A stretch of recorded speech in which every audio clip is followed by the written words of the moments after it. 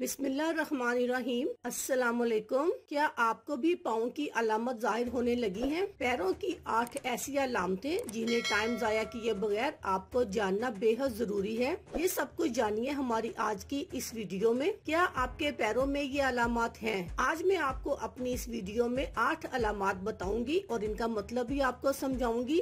तो चलिए हमारी आज की इस वीडियो की तरफ। वैसे तो अक्सर अफराद के ख्याल में पैर चलने में मदद देने से ज्यादा कुछ नहीं कर सकते, मगर वो जिस्मानी सेहत के बारे में बहुत कुछ बताते हैं। वो आपको संगीन अमराज जैसे ज़ियाबतिस और दिल की बीमारियों के बारे में किसी डॉक्टर का रुख करने से कब बता सकते हैं। बस इन अलामात को समझना चाहिए। नंबर 1, खुश्क और फटी हुई जिल्द वाले पैर। ये मुमकिना तौर पर थायराइड, सांस की नाली के करीब मौजूद गदूद में मसाइल की अलामत हो सकते हैं, खास तौर पर उस वक्त जब पैरों की नमी का ख्याल रखना बेकार साबित हो। जब थायराइड गदूद में मसला हो तो थायराइड हार्मोन्स को तैयार करने से कासिर हो जाता है, जो कि मेटाबॉलिक एड, ब्लड प्रेशर, पट्टों की नशोनुमा और असाबी निजाम वगैरह के काम करते हैं। एक तिब्बी तहकीक के मुताबिक थायराइड के मसाइल के नतीजे में जिल्द इंतहाई खुश्क हो जाती है, खास तौर पर पैरों की जिल्द फटने लगती है और हालत में बेहतरी न आने पर डॉक्टर का रुख करना ही फायदेमंद होता है। नंबर 2,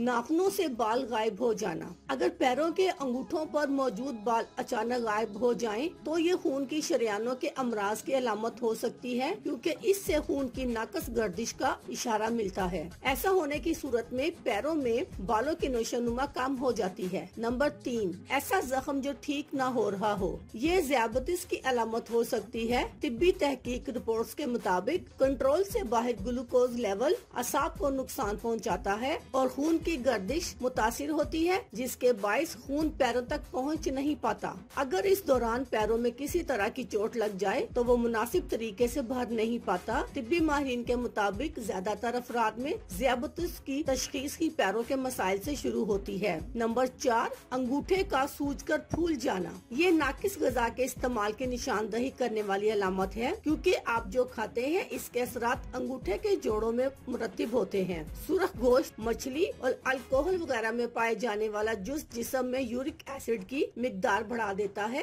जिसके नतीजे में पैर के अंगूठे सूजकर फूल सकते हैं, जो इंतहाई तकलीफ का बाइस बनते हैं। नंबर 5, पैरों की उंगलियों के नाखून पर नन्ही सुर्ख लकीरें। ये दिल के इन्फेक्शन की अलामत साबित हो सकती हैं। माहिरीन तिब के मुताबिक खून की शरियानों को पहुंचने वाले नुकसानात के असरात पैरों के नाखूनों में सामने आते हैं। ऐसा इस वक्त होता है जब नाखूनों के नीचे नन्ही रगों में खून की छोटी रुकावटों से नुकसान पहुंचता है और ये दिल के अंदरूनी निजाम में इन्फेक्शन की अलामत हो सकता है। ये इन्फेक्शन हार्ट फेलियर का बाइस बन सकता है। नंबर 6, पैरों की उंगलियों के सिरों का हड्डी में तब्दीली आए बगैर नरम होकर फूल जाना। ये फेफड़ों के कैंसर या अमराज़े कल्ब की अलामत हो सकती है। पैरों की उंगलियों के सिरे इस वक्त फूल जाते हैं जब फेफड़ों का कैंसर हो या शदीद इन्फेक्शन हो। अमराज़े कल्ब वगैरह भी इसका बाइस बन सकते हैं। फेफड़ों का कैंसर और अमराज़े कल्ब शरियानों की मज़ाहमत को कम करते हैं, जिसके नतीजे में नाखूनों और उंगलियों में खून की रवानी बढ़ जाती है, जिससे टिश्यूज फूल जाते हैं। नंबर 7, पैरों के नाखूनों की साख्त बदल जाना। ये खून की कमी या जिल्दी अमराज के बाइस हो सकती है। चम्मच की साख्त के नाखून या उंगलियां